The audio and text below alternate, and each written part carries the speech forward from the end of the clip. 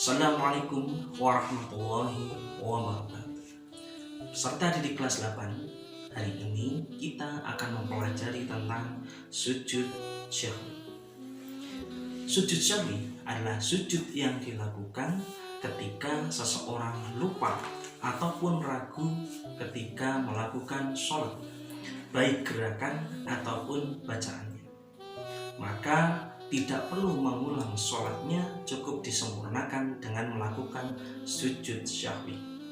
Bisa dilakukan sebelum salam, bisa juga dilakukan setelah salam. Itulah sujud syahwi.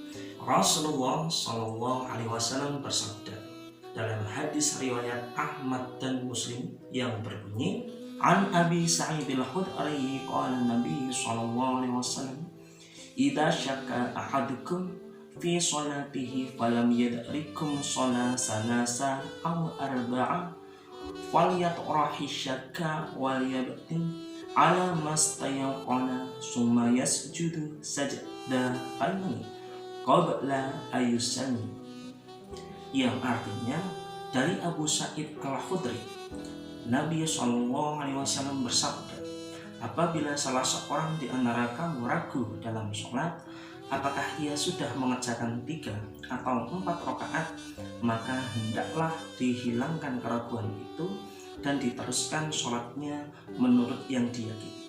Kemudian hendaklah sujud 2 kali sebelum salam. Untuk memperjelas materi sujud syahwi, mari kita saksikan tayangan berikut ini. Sujud sahwi adalah sujud yang kita lakukan apabila tertinggal amalan sunat ab'ad dalam solat. Sujud sahwi dilakukan selepas bacaan tahiyat akhir dan sebelum kita memberi salam. Caranya adalah adik-adik solat seperti biasa. Ketika membaca tahiyat akhir, adik-adik duduk iftirash, seperti duduk ketika tahiyat awal. Selesai membaca tahiyat akhir, adik-adik tidak perlu memberi salam dahulu. Terus sujud, kemudian membaca Subhana man la yanamu wa la yazhu, yang bermaksud Maha suci Allah yang tidak tidur dan tidak lupa. Kemudian duduk antara 2 sujud. Lakukan sujud yang kedua dengan membaca Subhana man la yanamu wa la yazhu. Maksudnya, Maha suci Allah yang tidak tidur dan tidak lupa. Selesai sujud, duduk tawarruk seperti tahiyat akhir dan memberi salam ke kanan dan ke kiri dengan lafaz Assalamualaikum warahmatullahi. Selesai sudah, kita sujud sahwi. Mudah saja kan caranya? Baiklah adik-adik, sujud sahwi hukumnya sunat.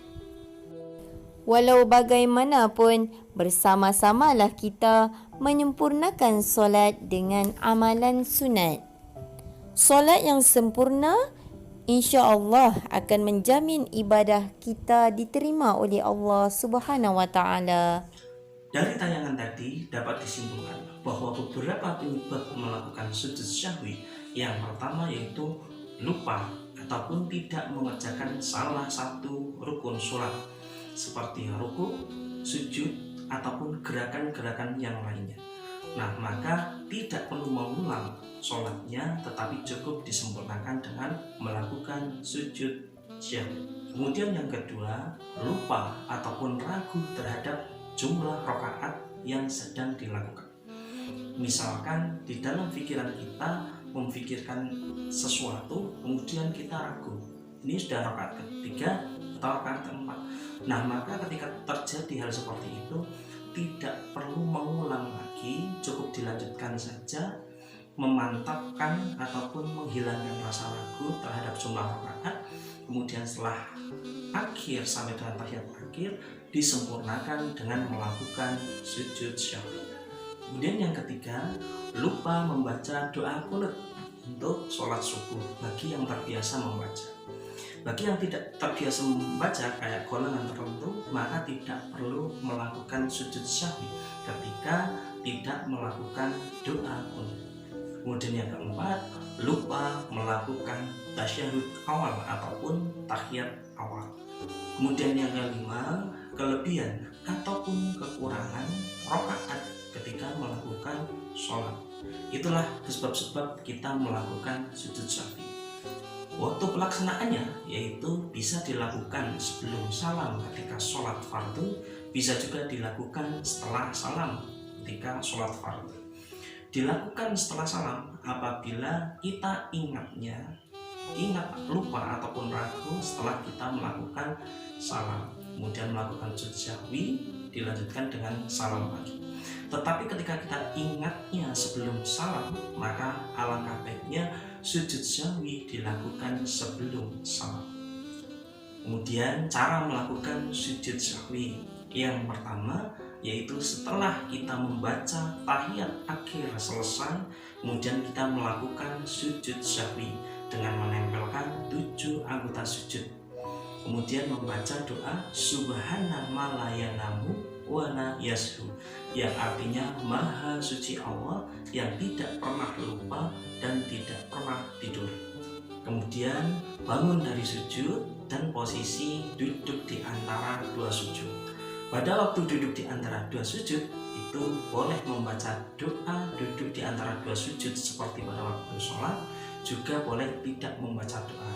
Kemudian setelah itu sujud yang kedua dengan doa yang sama seperti sujud yang pertama.